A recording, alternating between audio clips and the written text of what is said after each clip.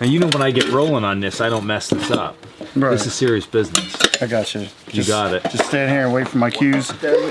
Deadliest catch, one time, buddy. Yeah, you want me to take this off? No, so I'm here with Deadliest Catch instructor Kian. It has been raining all day. This is a nighttime version of Cooking with Coalcracker.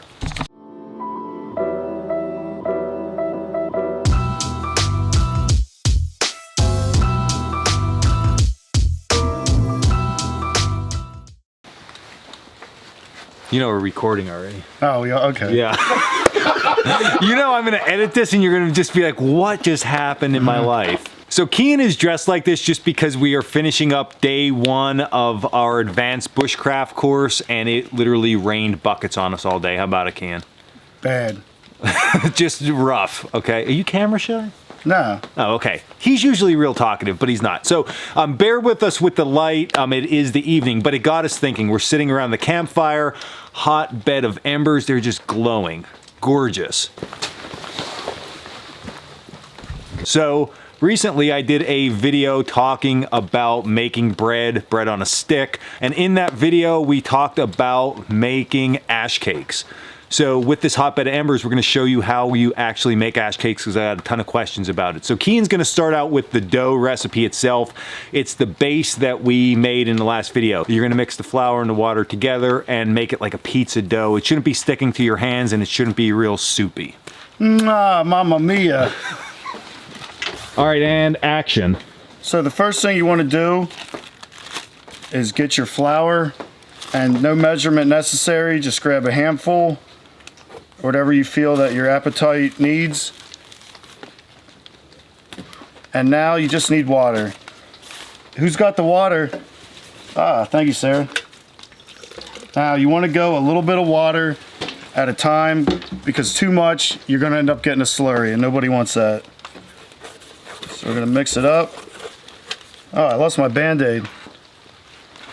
Voila! We have our dough to make our ash cake. So the next thing to do is to just shape it up. Now, all kidding aside, that is what you want your embers to look like. Of course, you can have fire around that, but technically what you really want is just that nice hot bed of embers. So now Kian has went ahead, he made that cake nice and thin. You want to make sure it's not too thick when you do this because it is going to cook pretty quickly. We're going to throw it on the coals directly, let it cook for a little bit, flip it over, let it cook, and then your ash cake is going to be done. So it's absolutely great. We watch right now.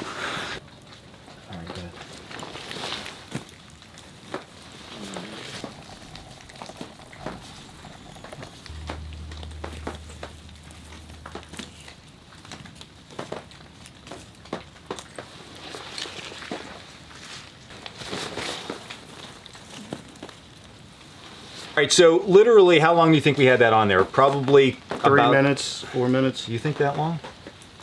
Okay, just kidding with you. It depends on how well done it is and how thick it is. So you can see how thick that is. We're gonna give it a shot now. Both sides are gonna get somewhat crispy on the outside. That's really what you're looking for. So you try it, then I'll give it a shot. We'll see how it is. What do you rate that, scale 1 to 10? Ash, a good cake.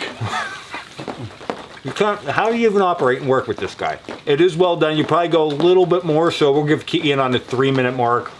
Will be absolutely perfect. Outsides are crispy, and you're good to go. So that's how you make an ash cake.